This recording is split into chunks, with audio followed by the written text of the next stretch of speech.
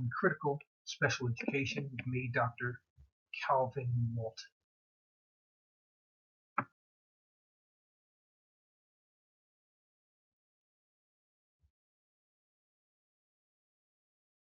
Critical special education. Critical special education considers how educational systems, schools, and institutions systematically disable students academically, socially, and culturally. Critical special education is also an approach to special education that challenges deficit-based perspectives on teaching students with disabilities. Critical special ed actively promotes a different narrative of what inclusive education can and should be. It analyzes and seeks to correct policies and practices that contribute to long-standing educational inequities in U.S. public education. It also serves as an analysis of special education that examines and critiques how policies and practices uh, serve to reinforce educational inequities. Critical special education uh, derives from the disability rights movement, which spawned the critical disability studies movement and led to the critical special education movement.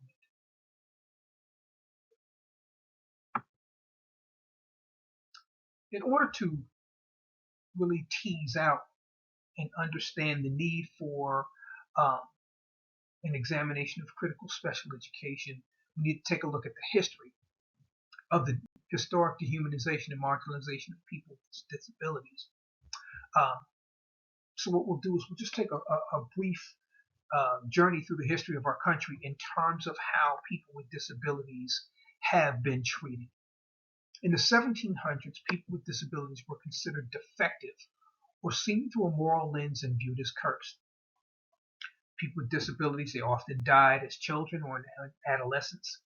Those who survived were housed in inhumane conditions in poorhouses, almshouses, workhouses, and oftentimes with criminal and poor people. They were placed in shackles and restrained physically. Individuals with mental disabilities were subjected to unfounded and inhuman treatment. Things like exorcism, bleedings, which involve boring a hole in a person's head to release poisons. Even in the South, there were laws that allowed stubborn, obstinate, or incorrigible Negroes or slaves to be placed in workhouses uh, with other folks in their communities. So that was the 1700s. Let's take a look at the 1800s. In the 1800s, disability was beginning to be viewed more broadly through a medical lens. The movement to house people with disabilities in hospitals or asylums became a much more common practice. The people in these facilities were often abused, neglected, and treated like animals. They were placed in cages, closets, stalls, cellars, pens, chained and beaten with rods and whips. Um, Now, of course, socioeconomics played a role in this, and more expensive and better run facilities were built to house and treat people from wealthier families. Um, the labels that were used for people with disabilities were even dehumanizing. Terms like idiotic, lame, feeble-minded. Um, these are some examples of how individuals with disabilities um, were regarded. And even got to the point in the 1800s where the exploitation of people with disabilities took on forms where they were performing in circuses or um, being displayed in carnivals or traveling bazaars as oddities, and people would pay to see them. So that was the level of exploitation, or an example of the level of exploitation um, and dehumanization that people with disabilities experienced in the 1800s. One of the positive things about the 1800s was that we began to see a reform movement. We started to see state-supported care for people with disabilities. Uh, they began to do things like separate women, children, and people with illnesses. Uh, they worked to reduce the beatings that they subjected people to, and they began using legitimate medical treatments where required. And you saw reformers like Dorothea Dix and Samuel Ridley Howe come along. They helped create schools for individuals who were deaf and blind. You saw the development of the American School for the Deaf, Perkins School for the Blind. And then in North Carolina, you had the North Carolina School for Colored, Blind, and Deaf that was formed in the 1800s as well. In the 1900s, um, we still had dehumanization, and you also saw the expansion of the movement to institutionalize people with disabilities. But one thing about the treatment of individuals with disabilities in the 1900s that was particularly appalling was the eugenics movement, which took hold in the early part of the century. This was a mass movement to sterilize people who were considered undesirable. These were people with physical and mental disabilities, poor people who received public assistance, Black, Native American, and Latinx women as well. The first state sterilization law was passed in Indiana in 1907, and then within the next 20 plus years, 30 states in the United States passed sterilization laws. These laws resulted in the forced sterilization of 64,000 people in the United States. It was so bad that Adolf Hitler used sterilization laws and practices established in the United States to inform some of the things that the Nazis did to spread their eugenics movement in Germany. And this is historical, but it's also fairly recent. As late as 2013 in the state of North Carolina, people who had been victims of the state's eugenics movement were awarded restitution of $50,000 apiece. So this is it's historical, but this is a very, very recent situation. So this idea of dehumanizing people with disabilities is still very much with us today, and it affects and influences some of the practices that we see in our schools. The disability rights movement was a mass social justice movement that was organized and conducted by people with disabilities and their allies to combat dehumanization, marginalization, and oppression of people with disabilities in the United States. Again, it was led and organized by people with disabilities themselves. They took responsibility for their own liberation, which is something that we need to remember. Oftentimes, when we think of people with disabilities, we think of people who need to be taken care of and cared for. No, people with disabilities are capable of handling their own business. Now, sometimes they may need support depending upon the kinds of disabilities that they have, but they're more than capable of fighting for their own issues. Disability rights movement began in the 1960s, and it was inspired by the U.S. Civil Rights Movement. So it was an intersectional movement in that people with disabilities, come from a variety of different racial, cultural, and gendered backgrounds. But it was also inspired by the struggle for civil rights led by African Americans in the United States, designed to fight centuries, literally centuries of dehumanization and neglect. And they also pushed for disability to be viewed as an aspect of identity that influences a person's experiences, not as an individual soul-defining feature or as an aspect of their life that will limit them. Some of the advances that took place during the disability rights movement, and there are many, but for the sake of this course, I just wanted to highlight a few. Some of the laws were the Rehabilitation Act of 1973, Education for All Handicapped Children Act of 1975, which was a precursor of the current Individuals with Disabilities Education Act, Telecommunications Act for the Telecommunications for the Disabled Act of 1982, the Americans with Disabilities Act, which is considered the Civil Rights Act for individuals with disabilities, and as I said earlier, the Individuals with Disabilities Education Act. Some of the concepts, the important ideas and concepts that serve a liberatory role for individuals with disabilities include things like accommodations, modifications, inclusion, universal design for learning, independence instead of institutionalization, individualized education, and least restrictive environment.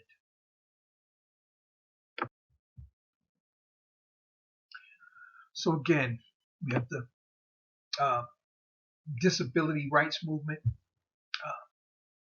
which really spawned the critical or served as the impetus for critical disability studies. And critical disability studies um, emerged out of the disability rights movement in the late 20th century. It examines how institutions, cities, or societies disable people systematically and socially. It interrogates how the body and impairment can critically be incorporated in the discussion of disability and disablement. Focuses on how disability is constructed, viewed, and understood culturally, politically, economically, and socially. And it centers people with disabilities and their experiences in the world um, to help create a context, an honest, real, and true and respectful context for discussing issues. One of the core concepts for examining disabilities is understanding ableism. Ableism is a form of oppression that's lodged against people with disabilities based on the belief that people with typical abilities are superior. Um, and if you think about that, we think about concepts like white supremacy, which is the belief that people who are white are superior. Uh, we have some similar ways of positioning gender.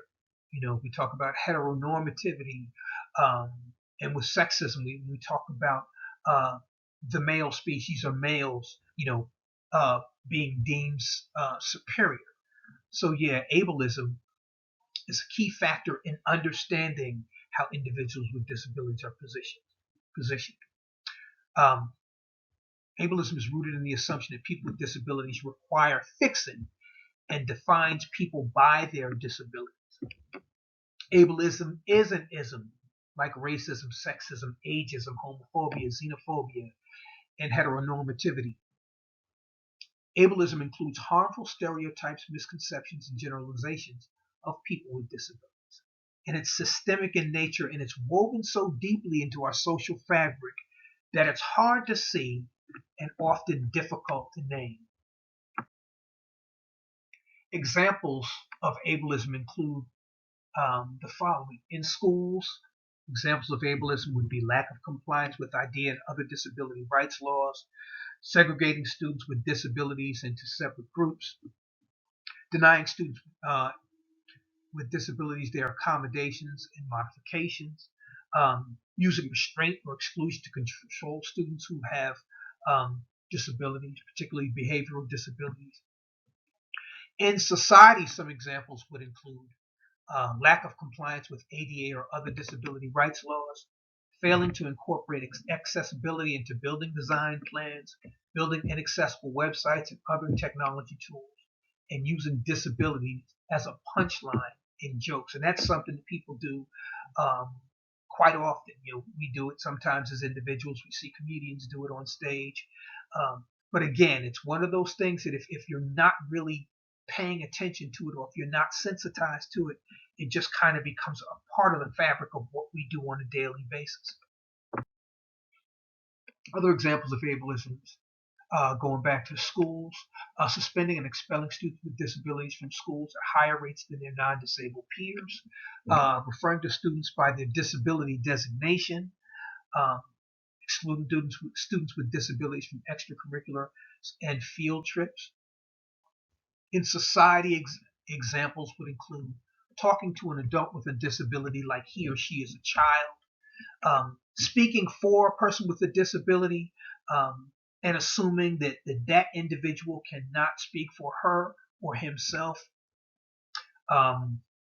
framing stories about people with disabilities as either tragic or inspirational. That's something that we do to people with disabilities a lot. You know, it's very interesting. I've got a little book. There's a guy named Nick Vukovic, and he basically has no arms and no legs. He's got this book, Your Life Without Limits. That's something um, that he does to inspire people. But one of the things that we have to be careful about um, is to not always assume, that people with disabilities want to be pitied or, want to be elevated because of their accomplishments. Another example of ableism in society would be, you're planning an event and you choose a venue that's not accessible. So anybody who has a disability who may want to participate, they're excluded, or at least their participation is challenged. So these are things, again, that we have to be very conscious of as we think and as we go through our lives. Okay. So we talked about the disability rights movement. We talked about critical disability um, studies. Now we're going to take a deeper dive into critical special education. Critical special education considers how educational systems, schools, and institutions systematically disable students academically, socially, and culturally. It's an approach to special education that challenges deficit-based perspectives on teaching students with disabilities. It actively promotes a different narrative of what inclusive education can and should be. It examines and seeks to correct policies and practices that contribute to long-standing educational inequities in U.S. public education. And it serves as an analysis of special education that critiques how policies and practices contribute to and reinforce educational inequities. So again, we're taking aspects of critical theory and critical pedagogy, and we're applying them specifically to special education so that we can really dive deep, analyze it, understand what the challenges and the issues and the problems, the structural problems are, and do some problem posing and solve problems and come up with solutions that can produce better results and provide students with better and more positive school experiences. Critical special education actively promotes a different narrative of what inclusive education can be. Equity pedagogy is the norm, human differences are expected, and diversity and pluralism are starting. Uh, in terms of uh, critical special education, one of the things we want to do is kind of flip our perspectives on children with disabilities and move from deficit-based notions to more asset-based perspectives. Um, a deficit-based notion would be disability is intrinsic to the child. The asset-based perspective is disability is something a child has, not a defining factor of who she or he is. Deficit-based notion would include treatment of disability as the focus of instruction. An asset-based perspective would be to contest notions that human differences are pathological. Deficit-based notion emphasis on practices that seek to fix the child without addressing systemic concerns. An asset-based perspective would be to challenge the belief that classrooms would be to examine and understand and promote the idea that classrooms only run effectively when all students are on the same level. I should have said we want to challenge that classrooms only run effectively when all students are on the same level, because we know from our practice and also from our research that what makes learning experiences rich are the fact that students are different and bring different things and experiences to the table. Another deficit-based notion would be fixation on what students cannot do. Um, Asset-based perspective would be to focus on student growth and development and not on grade level performance. Deficit-based notion would be the assumption that students with disabilities have limited capacities for growth.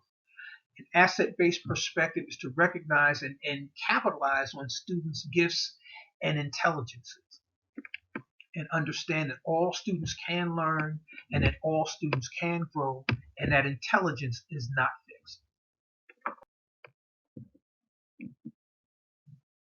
Critical special education includes an analysis of special education that examines and critiques how policies and practices contribute to and reinforce educational inequities. And I know I had said that. Okay.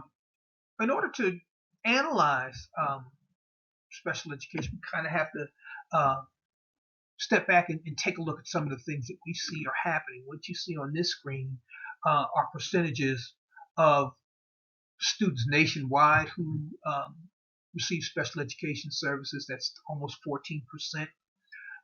In the state of Georgia, the total percentage of students is a little bit lower. It's 12.1%.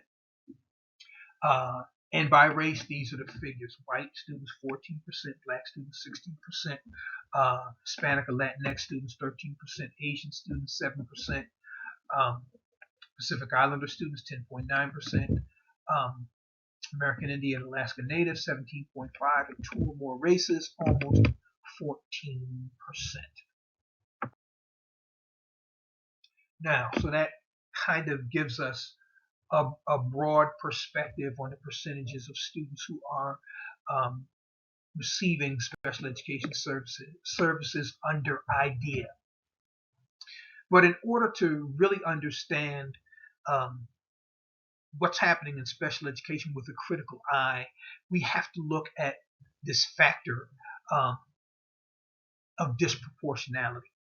And that's the overrepresentation of students of color in special education programs. Now, one area where this is a problem is in terms of identification. Students of color, with the exception of Asian students, are identified for special education at higher rates than white peers just in general. American Indian and Native Alaskan children are identified at twice the rate as students in the general population. Black students are 40% more likely than all other students to be identified with a disability. And that's hugely problematic.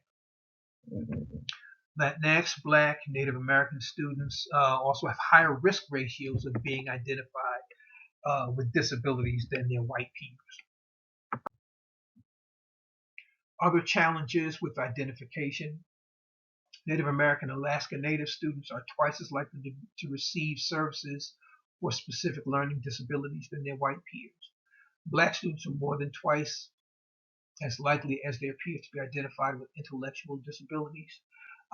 When compared to their peers within the same socioeconomic brackets, Black and Latinx students are more likely to be identified for special education.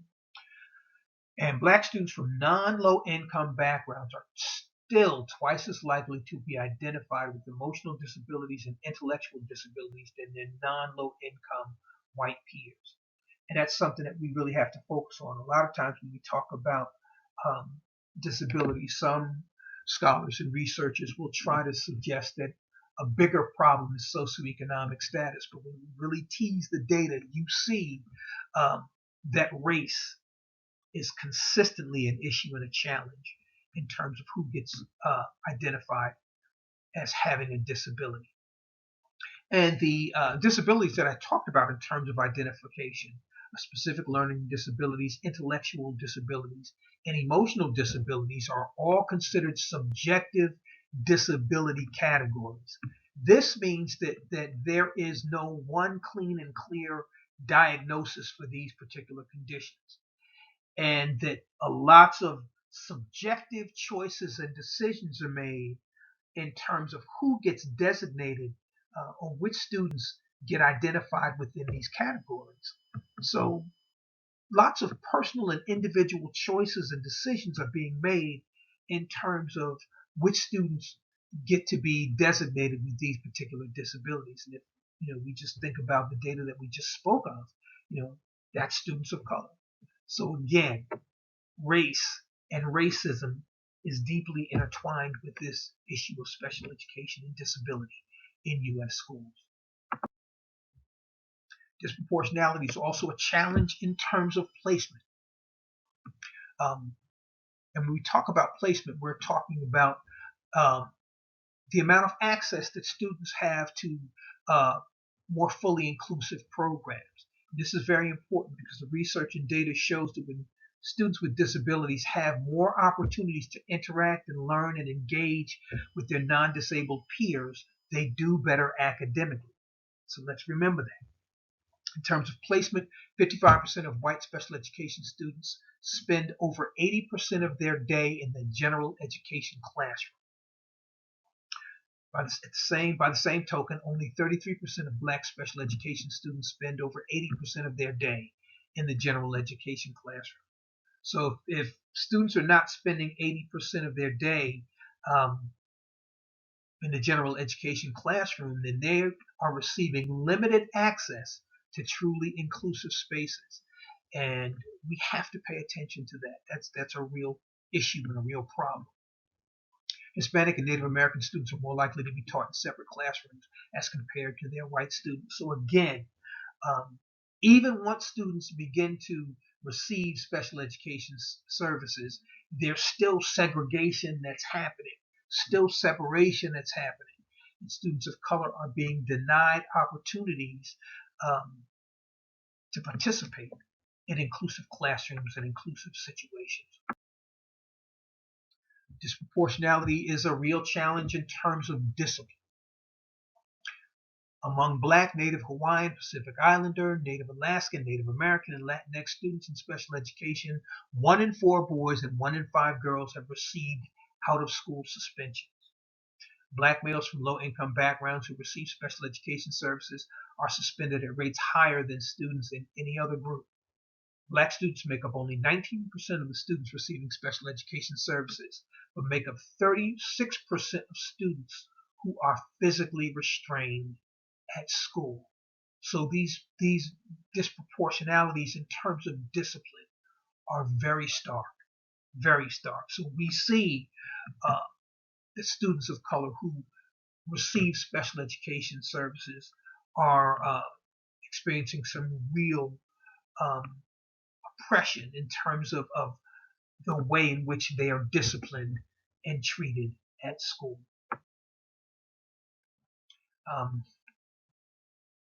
Another important aspect of critical special education is that it examines the potential causes for such disparities as the ones that we've just spoken of.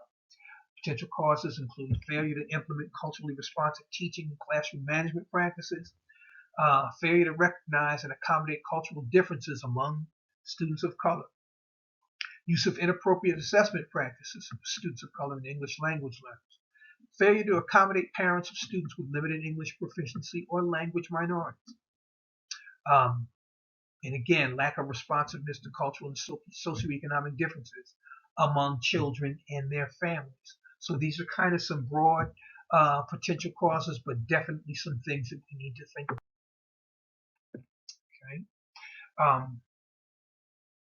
Another important aspect of critical special education is that it offers a more critical perspective on inclusive instruction. And this is important for those of you in this class because none of you are special education teachers. You're all going to be in a general elementary education classroom. So you need to think about this from the lens of really being a top-notch, culturally responsive, inclusive education practitioner. Perspectives on inclusive education, a critical perspective on inclusive education involves the effort to educate children with and without disabilities together in the same classroom, schools, and community spaces. It acknowledges that schools are sites for social reproduction and reconstruction. So in other words, a lot of times what schools do is they promote and support social inequities so that we see the students from the same groups experiencing similar outcomes and also experiencing similar disparities. It recognizes how forms of oppression operate in schools and society. A critical perspective on inclusive education also includes knowing and applying general and specific pedagogical practices that mitigate the impact of oppression on students, and also being able to engage students from diverse family backgrounds. So it's a more holistic way of looking at inclusive education as opposed to the more traditional model of just including children with and without physical, mental, and developmental disabilities in the same space, and having kids follow the same schedule for field trips and school and extracurricular activities. So again, that critical perspective involves much more and examines special education from a socioeconomic, and a political lens as well. Okay. Um, Critical special education identifies potential solutions for addressing such disparities. One solution is using universal design for learning, which involves um, three basic frameworks. The first one is engagement. So, as an inclusive educator or a teacher who's working in an inclusive classroom, uh, engagement involves offering information in more than one format: text, audio, video, digital, hands-on learning experiences. So again, you want to diversify and differentiate uh, the ways in which you engage your students. I think another thing about universal design for learning is that it's something that was developed with students with disabilities in mind. But if you use these practices, you'll find that they will be beneficial for all of your students. Okay. Another aspect of universal design for learning that it's important for you to be aware of and to use is representation. That's finding multiple ways to motivate students. Those examples of that would be encouraging student choice, giving assignments that are relevant to their lives, gamifying instruction. I'm not sure whether I spelled that properly or if that's even a word, but I think you know what I'm talking about. Gamifying instruction. You know, um, turning learning into a game or an enjoyable experience that students can dive into, and that's very beneficial for students with disabilities because that gives them another way to interact with material, another way to learn, and another way to demonstrate their knowledge. They know a lot. They've got a lot of information, and they may be reticent about um, speaking or sharing their ideas in class because of the stigma that they faced as students with disabilities. They may not have um, a lot of self-confidence or a high sense of self-esteem in terms of their academic abilities. But if you can come up with these different ways to represent instruction, um, that gives students a pathway for moving beyond those factors that may be holding them back. Okay. Third facet of universal design for learning: action and expression. That's giving students more than one way to interact with material and show what they know. They can do pencil and paper activities, group projects, oral presentations, perform skits, do podcasts, create storyboards, do experiments, create video productions. So provide students with more than one way to express what they learn. Okay, multiple pathways for receiving information, multiple pathways for engaging and learning, and also multiple pathways for expressing what they learn. And this can be done um, through your formative assessment process, or your end of instruction um, assessments, giving students multiple ways to demonstrate what they know.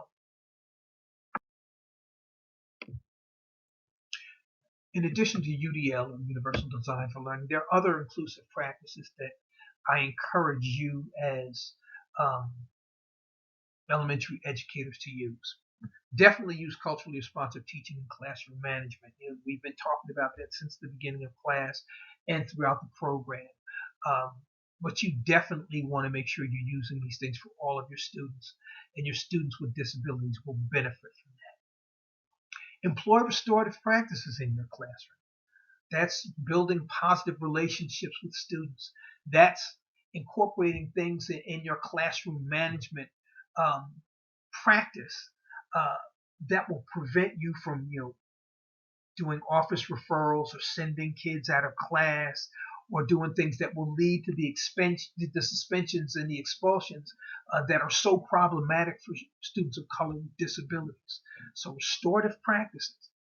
Give students opportunities, to if they do something wrong, or if they step outside the bounds of what um, you expect them to do, provide opportunities for them to make their way back. Don't exclude them. Do everything you can to keep them as part of your classroom family. Another point, as much as is possible, group students heterogeneously when facilitating cooperative learning. That's very, very important. And I know some of you work at schools where they group students based on their academic performance level. And that's something that comes from the district or from your administration. I get that. But when you're not working in those frameworks and during those times, get students to work heterogeneously. Get high performing students to engage with students with disabilities and give students tasks to do based on their interests and get them to work together. And that's a great way to help students with disabilities feel like they're part of what's going on in your classroom and feel like they're making a contribution to the learning process. Another facet is to build collaborative and positive relationships with parents and family members. And I emphasize collaborative and positive. One of the things you want to do when you make contact with parents is establish general contact with parents at the beginning of the school year. During the school year, contact parents and give them a call and talk to them about some of the really good things that their students are doing. In addition to those times when you need to call a parent because you've got a concern, about academic performance or behavior. One of the things you don't want to do is you don't want your parental involvement to just be, just be punitive or to be negative. And also be familiar with each student's IEP. Understand what their disability determination is. Know what their accommodations are. Know what related services they need. You want to develop as full and a complete a picture of your students that have disabilities as possible. And another thing that I don't have listed here, but this is very important, you want to use what we call person-centered language. That's language that decenters disability. And what it does is it presents or acknowledges the fact that disability is something that a person has, but it does not maintain or support the idea that the disability is what a person is. Okay, so for example, if you have a student with autism, you say, I have a student with autism, or Sherelle has autism, rather than saying Sherelle is autistic. Okay, that's powerful because what that does, those labels are powerful, and that shifts the way we position people. Okay? And just in terms of kind of rounding out our discussion on inclusion, when we examine inclusion from a critical special education perspective, what we're doing is we're examining cultural and social hierarchies for the ways that inequity and injustice are perpetuated in our classrooms and in curriculum in schools. Critical perspective on inclusion also requires teachers to understand how racism, sexism, ableism, heterosexism, nationalism, linguistic privileges, religious intolerance, and class bias operate in schools and society. So again, we have to be aware of these factors. We must also recognize how these forms of oppression are expressed in curriculum and in day-to-day practices. We have to be able to equalize status interactions in order to teach. Pedagogical practices and theoretical perspectives. Some of these I've talked about, but it won't hurt to talk about them a little bit more. Asset-based instruction, funds of knowledge, culturally responsive pedagogy, differentiation, multiple intelligences are all powerful and important practices to use in inclusive classrooms. And in terms of working with families, we have to understand that families are very diverse. And that most families don't necessarily match the traditional nuclear family model. You've got foster families, adoptive parents, kids who live with grandparents, kids who live with step-parents, LGBTQ parents, siblings who act as parents. So there are a variety of different levels of parenting that our students experience. So these are just all of the different factors that we need to consider when we think about critical special education. So you've got the video, save this as a resource. Feel free to use it for the course, and also apply it for other courses.